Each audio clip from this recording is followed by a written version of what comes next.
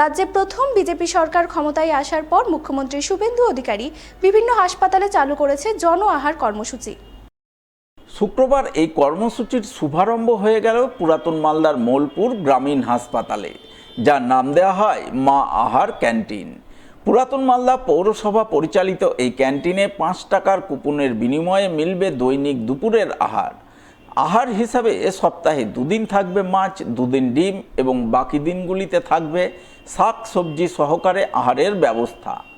সেই ব্যবস্থা অর্থাৎ জন আহার কর্মসূচির শুক্রবার শুভারম্ভ হয় মোলপুর গ্রামীণ হাসপাতালে। সূচনার দিন 5 টাকার বিনিময়ে দুস্থ অসহায় মানুষজনের হাতে মাছ ভাত তুলে দেন মালদা কেন্দ্রের বিধায়ক গোপাল চন্দ্র সাহা। এছাড়া উপস্থিত ছিলেন পুরাতন মালদা পৌরসভার কাউন্সিলর বাসন্তী রায়, নির্মল অধিকারী, শত্রুঘ্ন সিনহা বর্মা সহ অন্যান্যরা। যে জন্য উপস্থিত হয়েছি আমাদের সরকারের, রাজ্য সরকারের যিনি আমাদের প্রধান, আমাদের সকলের প্রিয় সম্মানীয় শ্রী শুভেন্দু অধিকারী মহোদয়ের তার উদ্যোগে এবং তার প্রয়াসে বাংলা জুড়ে বিশেষ করে দুস্থ ব্যক্তি সাধারণ মানুষের জন্য, পর্যটক মানুষের জন্য আহারের ব্যবস্থা করেছে। যে প্রকল্পের নাম দেওয়া হয়েছে জন আহার, জনগণের আহার। খুব অল্প অর্থে ব্যয়ে মাত্র 5 টাকা দিয়ে পেট ভরে খাবারের ব্যবস্থা যে প্রকল্প, সেই প্রকল্পে আমরা এই ওল্ড মালদা পৌরসভার মোলপুর হসপিটালে আজকে আমরা শুভ সূচনা করলাম। আমাদের দেখছেন প্রচলিত মানুষ, বহু মানুষ এখানে আছেন, তারা 5 টাকার বিনিময়ে খাবার পাচ্ছেন।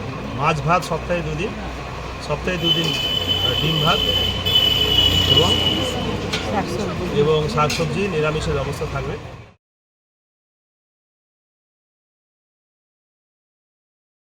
ফাঁকা গৃহস্থ বাড়িতে দিনে দুপুরে দুঃসাহসিক কায়দায় চুরি, তালা ভেঙে ঘরে ঢুকে আলমারির লকার খুলে প্রায় 2 ভরি সোনার অলংকার সহ নগদ বেশ কয়েক হাজার টাকা নিয়ে চম্পট দুষ্কৃতীরা। শুক্রবার ভর দুপুরে এমনই দুঃসাহসিক চুরির ঘটনাকে কেন্দ্র করে জোর চাঞ্চল্য তৈরি হলো পুরাতন মালদা পৌরসভার 4 নম্বর ওয়ার্ডের তুতবাড়ি এলাকায়। জানা গেছে ওই এলাকার বাসিন্দা অর্জুন রায়ের বাড়িতে এদিন চুরির ঘটনা ঘটে। অর্জুনবাবু জানান তার স্ত্রী মেয়ের বাড়িতে ঘুরতে গেছেন, তাই তিনি বাড়িতে একাই আছেন। বাড়িতে একজন ভাড়াটিয়া থাকলেও তিনি দুপুরে রেশন আনতে গিয়েছিলেন। এই সুযোগে কেউ বা কারা ছাদের সিঁড়িঘর হয়ে ভেতরে ঢুকে প্রথমে ঘরের তালা ভাঙে, এরপর ঘরে ঢুকে আলমারির লকারের তালা খুলে 2 ভরির মতো সোনার অলংকার সহ নগদ 50,000 টাকা হাতিয়ে চম্পট দেয়।